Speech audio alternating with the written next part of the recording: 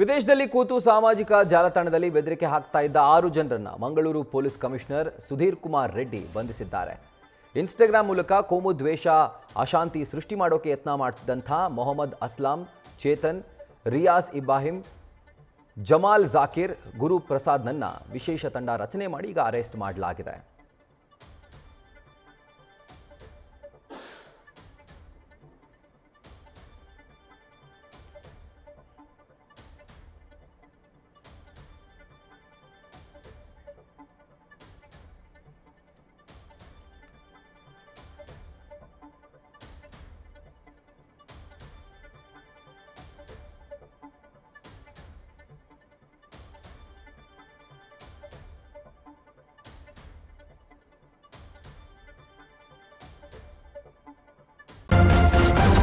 News first ನಿರ್ಭೀತಿಯಿಂದ ನಿಮ್ಮ ಪರವಾಗಿ.